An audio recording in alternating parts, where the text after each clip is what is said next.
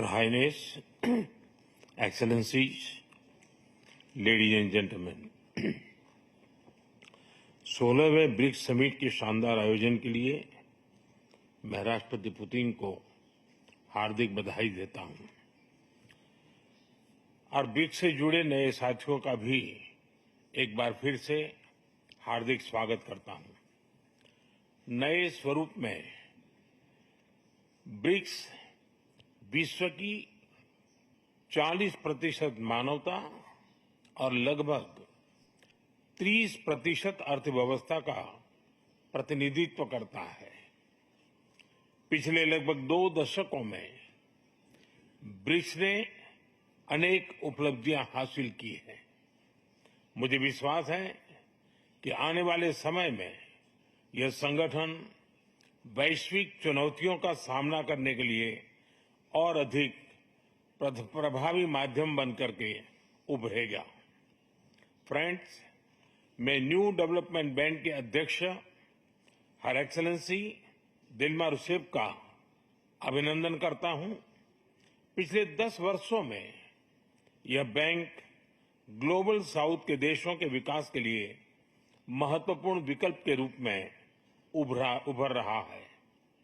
भारत के gift city के साथ साथ अफ्रीका तथा रूस में रीजनल सेंटर्स के खुलने से इस बैंक की गतिविधियों को बल मिला है और लगभग $35 बिलियन के डेवलपमेंट प्रोजेक्ट्स सैंक्शन किए गए हैं।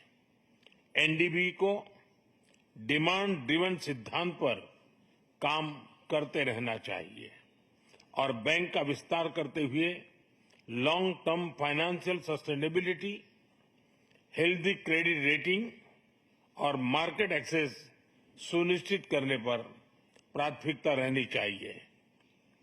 फ्रेंड्स, नए स्वरूप में ब्रिक्स $30 ट्रिलियन से भी ज्यादा बड़ी इकोनॉमी है। हमारे आर्थिक सहयोग को बढ़ाने में ब्रिक्स बिजनेस काउंसिल और ब्रिक्स विमेन बिजनेस अलायंस की विशेष भूमिका रही है। इस वर्ष ब्रिक्स के अंदर WTO reforms, trade facilitation in agriculture, resilient supply chains, e commerce और स्पेशल इकोनॉमिक जोन को लेकर जो सहमति बनी है, उससे हमारे आर्थिक सहयोग को बल मिलेगा। इन सब पहलों के बीच हमें स्मॉल और मीडियम स्केल इंडस्ट्री के हितों पर भी फोकस करना चाहिए। मुझे खुशी है कि 2021 में भारत की अध्यक्षता के दौरान प्रस्तावित ब्रिक्स स्टार्टअप फोरम इस वर्ष लॉन्च किया जाएगा। भारत द्वारा दिया गया रेलवे रिसर्च नेटवर्क का इनिशिएटिव भी ब्रिक्स देशों के बीच लॉजिस्टिक्स और सप्लाई चेन कनेक्टिविटी बढ़ाने में अहम भूमिका निभा रहा है। इस साल ब्रिक्स देशों में यूनिडो के साथ मिलकर इंडस्ट्री 4.0 के लिए स्किल्ड वर्कफोर्स तैयार करने पर बनी सहमति बहुत ही महत्वपूर्ण है। 2022 में लॉन्च किया गया ब्रिक्स वैक्सीन R&D सेंटर सभी देशों की स्वास्थ्य सुरक्षा बढ़ाने में मदद कर रहा है। हमें डिजिटल हेल्थ में भारत का सफल अनुभव ब्रिक्स पार्टनर्स के साथ साझा करने में खुशी होगी। फ्रेंड्स, क्लाइमेट चेंज हमारी साझी प्राथमिकता का विषय रहा है।